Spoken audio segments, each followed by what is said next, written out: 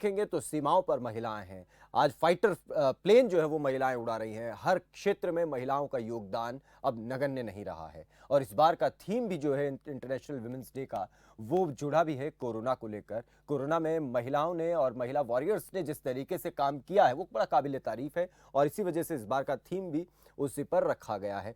तो चीजें अब धीरे धीरे बदल रही हैं। भारत में ही नहीं बल्कि पूरी दुनिया में भी चुनौतियां एक समान हैं तमाम महिलाओं के सामने। उन चुनौतियों से महिला जूझ रही हैं, आगे निकल करके आ रही हैं, उभर रही हैं, और समाज में कहीं ना कहीं बदलाव की ओर भी ये सब चीजें इशारा करती हैं। आज बात करेंगे, हमारे साथ एक ऐसी ही शख्सियत जुड़ी हैं, उनसे बात हम करेंगे और थोड़ा जानने की कोशिश करेंगे कि दुनिया के अलग अलग हिस्सों में किस तरीके से चीजें अब बदल रही हैं और चुनौतियां क्या वाकई एक जैसी हैं जो भारत में किसी एक गांव में रहने वाली एक महिला के साथ, या फिर एक लंदन में, इंग्लैंड में या अमेरिका में कहीं रहने वाली एक महिला के साथ सामने जो चुनौतियां हैं क्या वो एक जैसी ही हैं, और उनका समाधान भी क्या एक ही तरीके से निकलता है। इसी पर बात करने के लिए हमारे साथ जुड़ गई हैं यूके से पूनम जोशी हमारे साथ हैं, और वरिष्ठ पत्रकार हैं और महिला कार्यकर्ता भी हैं, और लंदन में भारतीय महिलाओं के लिए लंबे समय से काम कर रहे हैं। पूनम जी, बहुत बहुत स्वागत आपका खबरफास्ट पर। Thank you very much Arun. जो भी हमें देख रहे हैं उन सबको मैं एक दिल से वुमेन्स डे विश करना चाहूंगी। आज का दिन बहुत ही खास है हम औरतों के लिए, लेकिन वुमेन्स डे एक ऐसा डे है विच इज एवरी डे। बिल्कुल। अच्छा पूनम, मैं आपसे जानना चाहता हूँ क्यों खास महिलाओं के लिए है, और कौन सी ऐसी चीजें हैं जो आज के ही दिन हम क्यों, मतलब एक ही दिन क्यों? हमारे लिए तो हर दिन, जैसा आपने कहा women's day is every day, लेकिन वो एवरी डे क्यों नहीं होता है? क्या आपको लगता है कि हम एक दिन तो महिलाओं को अलग अलग प्रोग्राम्स के जरिए सम्मानित कर देते हैं, फिर बाद में फिर वो नॉर्मल हो जाता है, हमारी प्रैक्टिस में वो रहता नहीं है रूटीन में? नहीं, ये तो एक मतलब एक तरीके का क्या कहूँ, एक तरीका है औरतों को बताने का कि आज का दिन आपके लिए खास है। जैसे मदर्स डे मनाते हैं, फादर्स डे मनाते हैं, फ्रेंडशिप डे मनाते हैं। वैसे तो फ्रेंडशिप हर दिन रहती है, लेकिन बिल्कुल। एक दिन हम खास डेडिकेट करते हैं साल का। आई थिंक इसीलिए वुमेन्स इंटरनेशनल वुमेन्स डे का जो है आयोजन किया गया था कई साल पहले, ताकि ये एक खास ऐसा दिन हो जिस दिन औरतों को सेलिब्रेट किया जाए, उन्हें सम्मानित किया जाए। बिकॉज औरतें हमेशा एक ऐसी शख्सियत रही हैं जिनका योगदान सबसे ज्यादा है, सबसे ज्यादा वो कर्मशील होती हैं, सबसे ज्यादा वो अपना कंट्रीब्यूशन देती हैं घर में, सोसाइटी में, हर जगह। लेकिन उनको जो है कहीं उनका नामो निशान नहीं होता था। तो आई थिंक इस वजह से, और ये समस्या सिर्फ भारत की नहीं है, ये पूरी दुनिया की है। मैं दुनिया के कई जगहों पे रही हूँ। औरतों का जो को लेकर जो इश्यूज हैं, उनको लेकर जो उनकी रिप्रेजेंटेशंस को लेकर इशू हैं कि उन्हें वो सेम अपॉर्चुनिटीज नहीं मिलती हैं, उनको घर में परेशान होती हैं या बाहर परेशान होती हैं। ये सभी जगह की परेशानियां हैं, दिक्कतें सेम हैं औरतों की, चाहे वो कहीं भी रहे दुनिया में। एक चीज पूनम मैं जानना चाह रहा हूँ कि जब इस दिन की शुरुआत हुई थी, 100 साल से ज्यादा का समय हो गया है, सेम सैलरी को लेकर बात थी, वोट देने के अधिकार की बात थी, और काम के जो घंटे हैं वो कम करने की बात थी।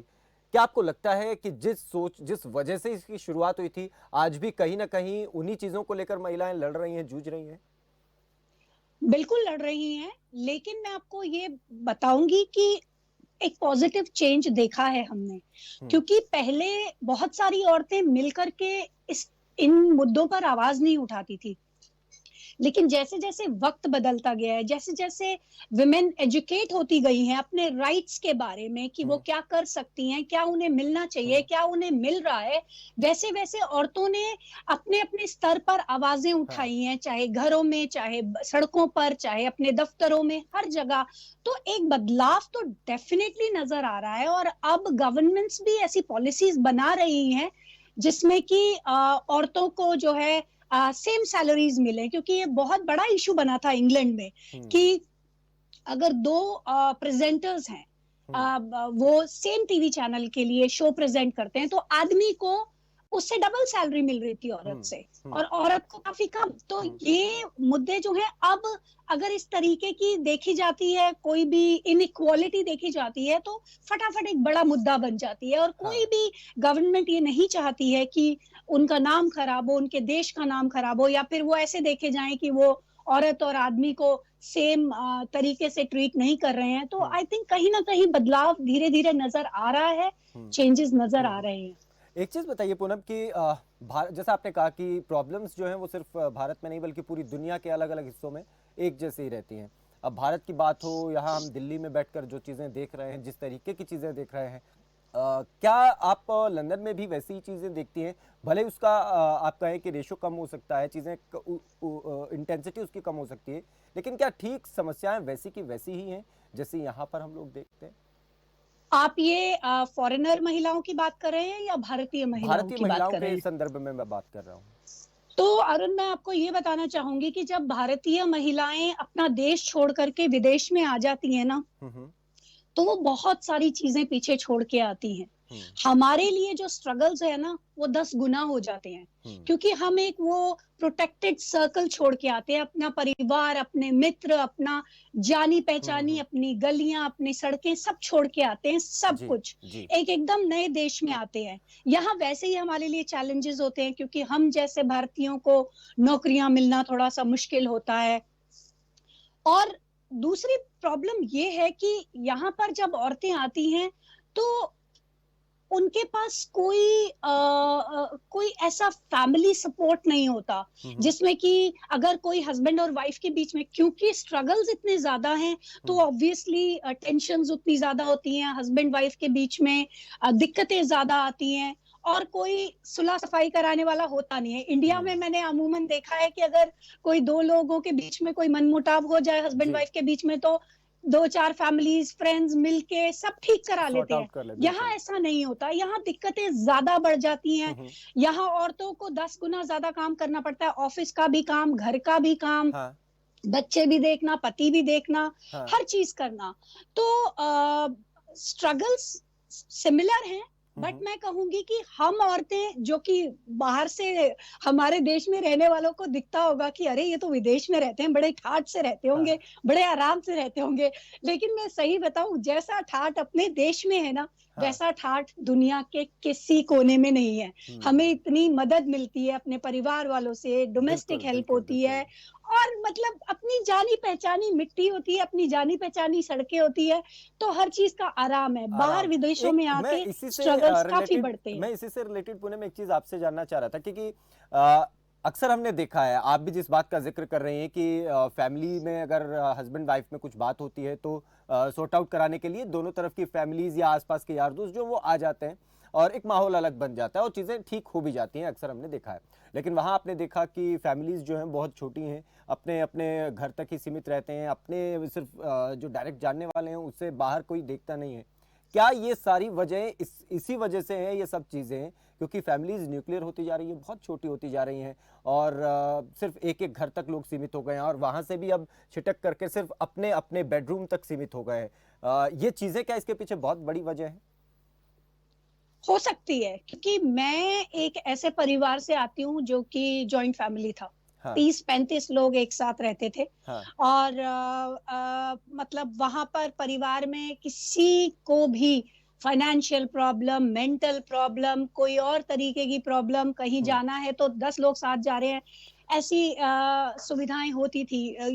जॉइंट फैमिली मींस जॉइंटली सब कुछ हो जाता था, एक हाँ, जना थोड़ा लड़खड़ा रहा है तो बाकी सब मिलके उसे संभाल लेते थे। बिल्कुल। लेकिन यहाँ पर जैसे जैसे, ऑफ कोर्स न्यूक्लियर फैमिलीज तो अब इंडिया में भी होने लग गई हैं, शहरों हुँ, में सब हुँ, न्यूक्लियर फैमिलीज में ही रहते हैं, हुँ, ऑल्दो उनके पेरेंट्स सेम सिटी में रह रहे होते हैं। बिल्कुल। आजकल लोग इंडिपेंडेंटली रहना पसंद करते हैं, हुँ, बट ये एक ट्रेंड है। आई डोंट थिंक कि लोगों की प्रॉब्लम्स का इशू न्यूक्लियर फैमिलीज है, हुँ, हुँ, पर मुझे लगता है कहीं ना कहीं जैसे जैसे लोगों में ये बदलाव आता जा रहा है ऑफ मॉडर्नाइजेशन, हुँ, हुँ, वेस्टर्नाइजेशन, कहीं ना कहीं उनकी जो एजुकेशन है ना, जो हमारे आदमियों में और औरतों में, वो जी, कहीं ना कहीं लैक कर रही है। पहले जॉइंट परिवारों में उनको अपने राइट्स के बारे में पता होता था। न्यूक्लियर बिल्कुल। न्यूक्लियर फैमिलीज में औरतों को बस यही सिखाया जाता है, बेटा एक बार शादी कर दी तो बस पति का ही घर है, चाहे जैसे भी करके रहना वही रहना। वहीं रहना, पति को ये हाँ, सिखाया जाता है ये कि ये खाना सच में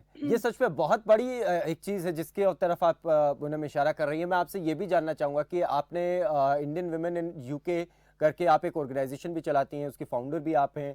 उसकी शुरुआत कहाँ से हुई वो भी मैं आपसे जानूंगा, लेकिन हमारे साथ इस बीच सीमा जी भी जुड़ गई हैं, हमारे एग्जीक्यूटिव एडिटर हैं और विज्ञान भवन से वो हैं, वहाँ पर भी एक कार्यक्रम महिलाओं को लेकर चल रहा है। एक बार उनका रुख करते हैं। सीमा जी, आप विज्ञान भवन में हैं, महिलाओं को लेकर वहाँ पर कोई कार्यक्रम चल रहा है, क्योंकि आज दुनिया भर में कार्यक्रम हो ही रहे हैं।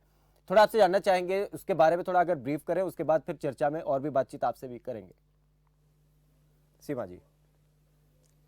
बिल्कुल अरुण, इस वक्त मैं विज्ञान भवन में जहां पर खड़ी हूं, वहां पर ग्रामीण विकास मंत्रालय की तरफ से एक अवार्ड सेरेमनी चल रही है, जिसमें उन तमाम महिलाओं को अवार्ड दिए जा रहे हैं जो अपने अपनी जगहों पर सेल्फ हेल्प ग्रुप के जरिए या विलेज ऑर्गेनाइजेशन के तहत डिफरेंट लेवल पर काम कर रही हैं।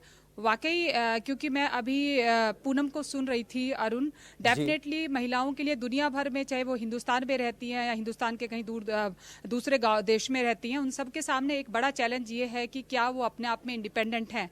और सबसे बड़ी इंडिपेंडेंसी मुझे ऐसे लगता है कि वो फाइनेंशियल इंडिपेंडेंट एक महिला के लिए होती है। अगर वो फाइनेंशियली इंडिपेंडेंट है तो बाकी सारी जो मुश्किल हैं वो आसान हो सकती हैं।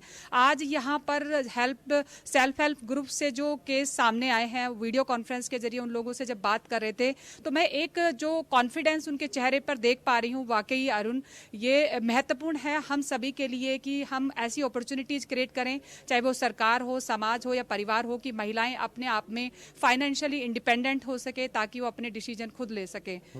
अरुण, बिल्कुल, ये बहुत महत्वपूर्ण चीज़ है सीमा जी, और एक अच्छी शुरुआत भी इसे कह सकते हैं। और निश्चित तौर पर आपने बहुत सही बात कही कि अगर वो फाइनेंशियली स्ट्रोंग है और इंडिपेंडेंट है तो अपने आसपास की जो छोटी मोटी समस्याएं हैं उससे तो वो निपट ही लेती है। एक महिला जितनी मजबूत होती है शायद पुरुष उतना नहीं होता है, बहुत सी परिस्थितियों से निकलने की अगर बात करें। पूनम, मैं आपसे ये जानना चाह रहा था जिसके बारे में अभी हम बात कर रहे थे, आप यूके में रहकर भारतीय महिलाओं के लिए अधिकारों के लिए काम करती हैं, इसके अलावा खुद मीडिया से भी जुड़ करके आप काम करती हैं। ये बताएं कि आपके ग्रुप से कितने लोग जुड़े हैं, कितनी महिलाएं जुड़ी हैं, और ज्यादातर आप क्या देखते हैं भारतीय महिलाओं के सामने कौन सी ज्यादा समस्याएं अक्सर आती हैं? मेरी ऑर्गेनाइजेशन का नाम थोड़ा सा करेक्ट करना चाहूंगी, इंडियन लेडीज इन यूके है। ओके। और इसे मैं पिछले 6 साल से चला रही हूँ अरुण।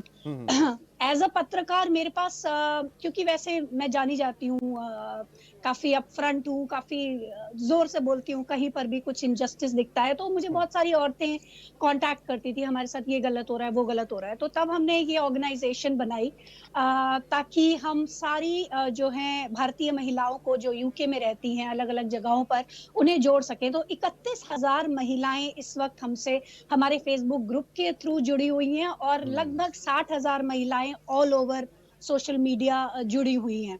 तो सबसे बड़ी प्रॉब्लम जो कि सबसे ज्यादा कॉमन है जो मैं देखती हूँ, वो ये है कि ये औरतें अपने पतियों के साथ यहाँ यूके में आती हैं बड़ी खुशी खुशी कि हम विदेश जा रहे हैं, मेरे पति को वहाँ नौकरी मिली है। तो औरतें बेचारी जो इंडिया में काम भी कर रही होती हैं, अपना काम धंधा छोड़ के पति के साथ चल लेती हैं। पति को तो नौकरी मिली हुई है, औरत को नौकरी मिलने में थोड़ा वक्त लगता है, दिक्कत आती है। और यही पति जो इंडिया में ठीक ठाक होते हैं अपने घर वालों के सामने, उन्हें पता नहीं ये विदेशों में आते ही क्या हो जाता है। तो हर तरीके की कंट्रोलिंग शुरू हो जाती है। तुम ज्यादा बाहर मत जाओ, तुम ज्यादा ये मत देखो, ज्यादा वेस्टर्न मत हो जाना, ज्यादा इधर उधर के लोगों से बात करके उनसे इन्फ्लुएंस मत हो जाना। अब इस बेचारी औरत को जो यहाँ आई है, जो इंडिया में आराम से ठाठ से रहती थी, वो उस घर का भी काम कर रही है, बच्चे भी देख रही है, पति भी देख रही है, उसको सोशल लाइफ की भी इजाजत नहीं है, कोई उसको फ्रेंड सर्कल बनाने की इजाजत नहीं है। और जैसा आपने अभी फाइनेंशियल इंडिपेंडेंस की बात कही अभी सीमा ने जी, मैं ये कहूंगी औरत का केवल कमाना उसका इंडिपेंडेंट होने की निशानी नहीं है। बिकॉज मैंने कई 100 ऐसे केसेस देखे हैं जहां औरतें अपने हस्बैंड से भी ज्यादा कमा रही हैं, लेकिन उन्हें अपनी ही कमाई का इस्तेमाल करने का अधिकार नहीं है।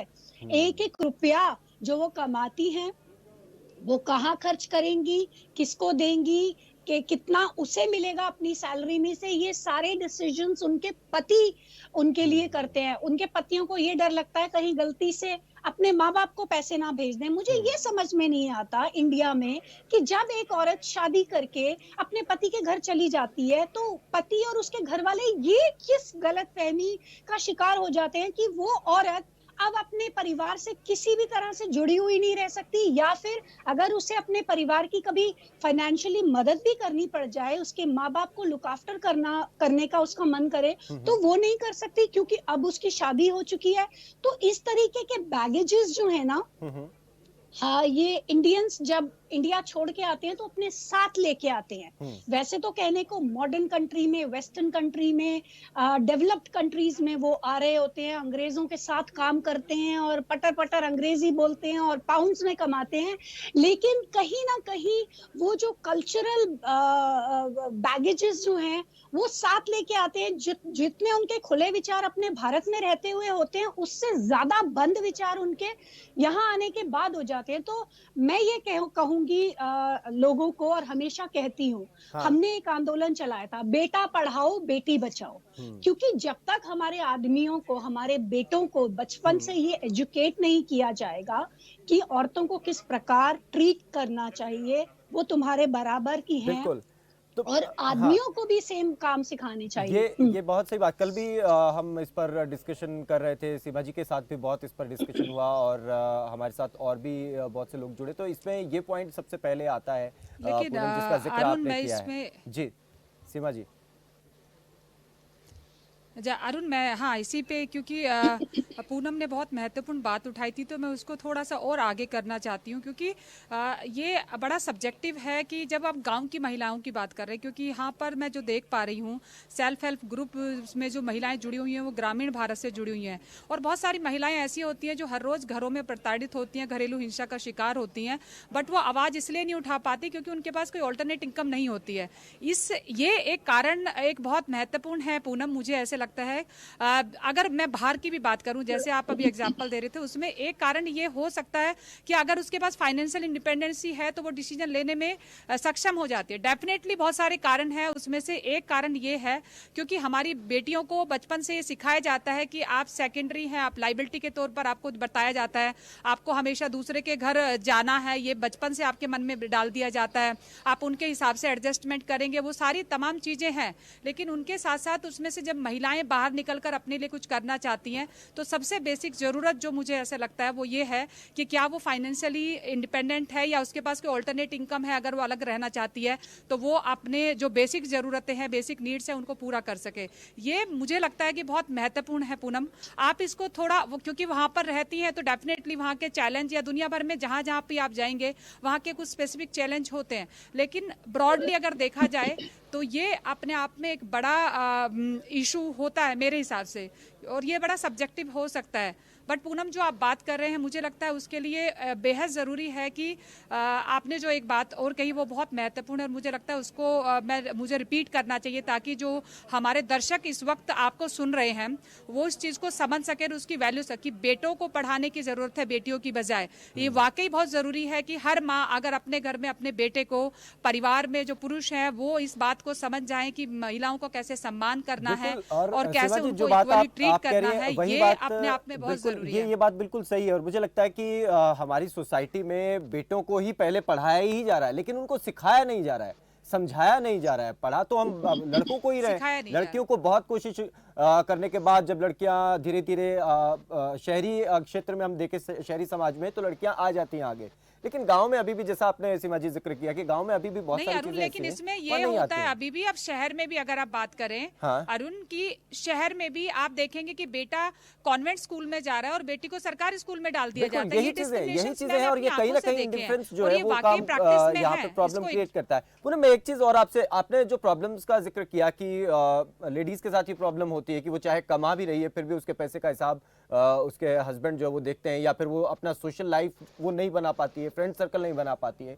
तो इन सारी चीज़ों से लड़ते हुए या बात करते हुए अगर आप थोड़ा कोई एग्जांपल बता सकें तो कौन सी ऐसी चीज़ें हैं जो करने के बाद इन चीज़ों से निकल पाई वो लेडीज़ या ठीक हो गई वो प्रॉब्लम्स? कौन सी ऐसी चीज़ें जिसको आप सबसे पहले ऐसी सिचुएशन में करते हैं?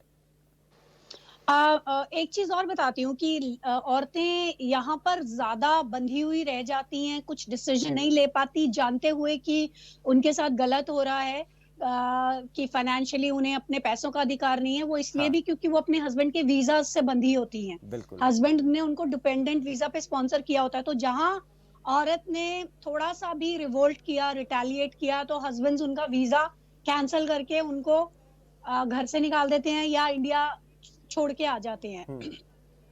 तो इस जब औरतें हमें कांटेक्ट करती हैं हाँ। कि मेरे साथ ऐसा हो रहा है या मेरा पति मुझे ऐसे पैसों को वो नहीं करने दे रहा, हाँ। तो सबसे पहली चीज मैं उन्हें ये बताती हूँ कि हमेशा कि कभी हम परिवार एकदम से तोड़ने की सलाह नहीं देते कि तोड़ो, हाँ। छोड़ो और जी। बाहर निकल आओ, ये करो वो करो, क्योंकि ये परेशानियां घर घर की परेशानियां हैं। बिल्कुल। तो इतनी सारे लोगों की हैं, तो हम क्यों कहेंगे कि लोगों को तोड़ो। बिल्कुल तो सही हम बात। ये कहते हैं कि पहले थोड़े थोड़े पैसे अपने बचाने शुरू कर दो, साइड हाँ। पे कहीं ऐसी जगह पे रखने शुरू करो हाँ। जहां कभी तुम्हें इमरजेंसी पड़े तो तो तुम्हारे इस्तेमाल हो। पास एक्सेस हो उन पैसों का। हम्म।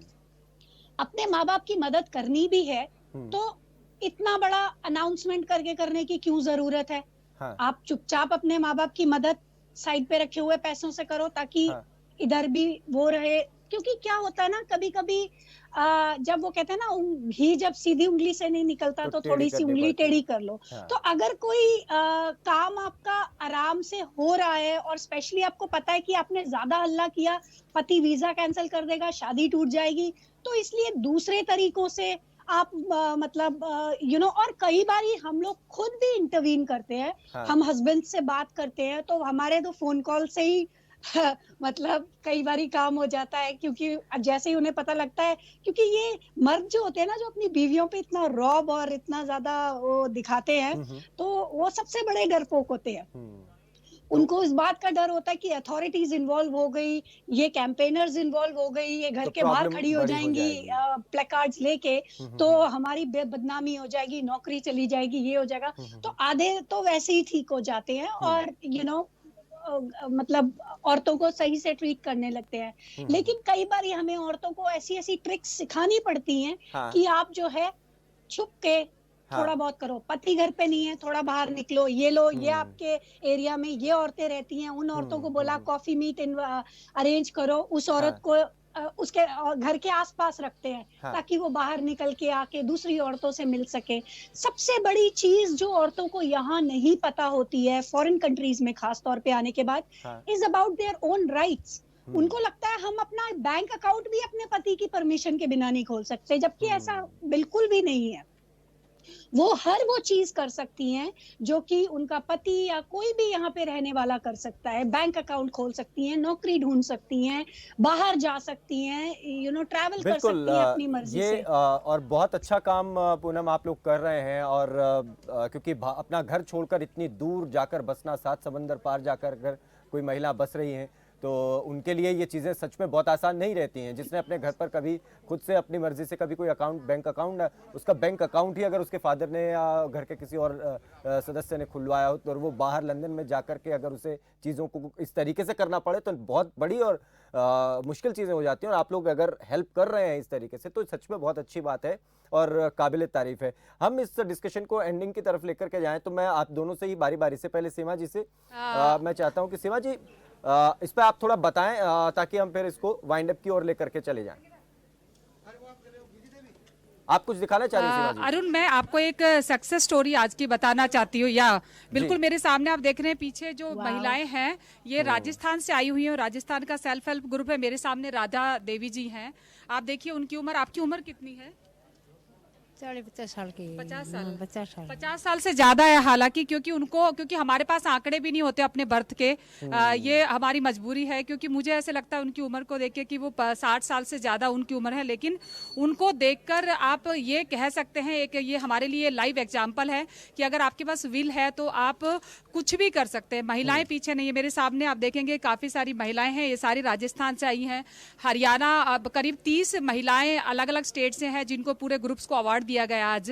और ये वो महिलाएं हैं जो पूरी दुनिया को ये बता रही हैं कि हमारे लिए अगर आप रास्ते खोलते हैं तो हमारे पास असीमित क्षमताएं हैं कुछ करने के लिए।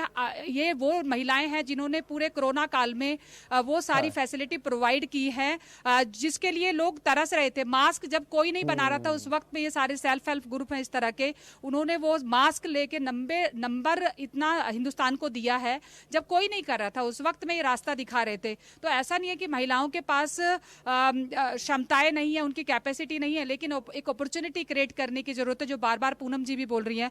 मुझे लगता है ये बहुत महत्वपूर्ण है कि हम महिलाएं एम्पावर्ड हैं, सशक्त हैं, और सिर्फ हमें रास्ता देने की जरूरत है। रास्ता दिखाना भी नहीं है, सिर्फ आप रास्ता दे दीजिए, हम खुद अपना मंजिल तलाश लेंगे। ये बहुत बड़ी बात है। और मुझे लगता है कि एक यही मैसेज जो हो सकता है आज की इस डिस्कशन से हम लोग ले सकते हैं, हमारे तमाम दर्शक ले सकते हैं कि एम्पावर्ड है महिला, कुछ भी कर सकती है, बस जरूरत है कि उसको एक थोड़ा रास्ता दिखाई दे और उसके लिए अपॉर्चुनिटीज मिले, मौके मिलते रहें। पूनम, एक आखिरी कमेंट आपकी तरफ से मैं चाहता हूं कि कोई मैसेज आप पूरी दुनिया भर के हमारे तमाम दर्शक जो सोशल मीडिया के माध्यम से भी और टीवी के माध्यम से भी देख रहे हैं, सुन रहे हैं आपको, एक मैसेज आपकी तरफ से इस वुमेन डे के ऊपर क्या होना चाहिए? मेरा एक मैसेज यही है कि इस साल की वुमेन्स डे की थीम है चूज टू चैलेंज।